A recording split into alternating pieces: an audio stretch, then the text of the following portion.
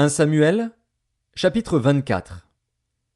Lorsque Saül fut revenu de la poursuite des Philistins, on vint lui dire: Voici, David est dans le désert d'En-Guédi. Saül prit 3000 hommes d'élite sur tout Israël, et il alla chercher David et ses gens jusque sur les rochers des boucs sauvages. Il arriva à des parquets de brebis qui étaient près du chemin. Et là se trouvait une caverne, où il entra pour se couvrir les pieds.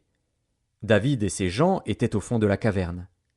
Les gens de David lui dirent: Voici le jour où l'Éternel te dit: Je livre ton ennemi entre tes mains. Traite-le comme bon te semblera. David se leva et coupa doucement le pan du manteau de Saül. Après cela, le cœur lui battit, parce qu'il avait coupé le pan du manteau de Saül. Et il dit à ses gens: Que l'Éternel me garde de commettre contre mon Seigneur, loin de l'Éternel, une action telle que de porter ma main sur lui, car il est loin de l'Éternel. Par ces paroles, David arrêta ses gens et les empêcha de se jeter sur Saül. Puis Saül se leva pour sortir de la caverne et continua son chemin. Après cela, David se leva et sortit de la caverne.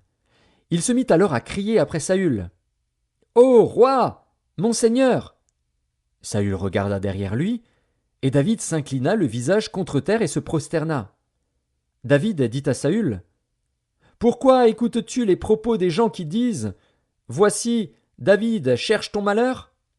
Tu vois maintenant de tes propres yeux que l'Éternel t'avait livré aujourd'hui entre mes mains dans la caverne. On m'excitait à te tuer. Mais je t'ai épargné, et j'ai dit: Je ne porterai pas la main sur mon Seigneur, car il est loin de l'Éternel. Vois, mon père, vois donc le pan de ton manteau dans ma main. Puisque j'ai coupé le pan de ton manteau et que je ne t'ai pas tué, sache et reconnais qu'il n'y a dans ma conduite ni méchanceté ni révolte, et que je n'ai point péché contre toi. Et toi, tu me dresses des embûches pour m'ôter la vie. L'Éternel sera juge entre moi et toi, et l'Éternel me vengera de toi. Mais je ne porterai point la main sur toi. Des méchants vient la méchanceté, dit l'ancien proverbe. Aussi je ne porterai point la main sur toi. Contre qui le roi d'Israël s'est-il mis en marche? Qui poursuis-tu? Un chien mort? Une puce? L'Éternel jugera et prononcera entre moi et toi. Il regardera, il défendra ma cause, il me rendra justice en me délivrant de ta main. Lorsque David eut fini d'adresser à Saül ces paroles, Saül dit: Est-ce bien ta voix, mon fils David? Et Saül éleva la voix et pleura. Et il dit à David: Tu es plus juste que moi, car tu m'as fait du bien, et moi je t'ai fait du mal.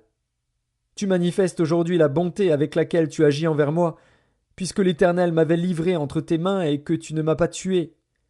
Si quelqu'un rencontre son ennemi, le laisse-t-il poursuivre tranquillement son chemin? Que l'Éternel te récompense pour ce que tu m'as fait en ce jour.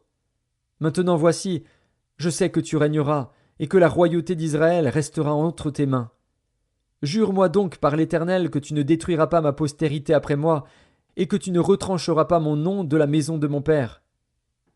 David le jura à Saül. Puis Saül s'en alla dans sa maison, et David et ses gens montèrent au lieu fort.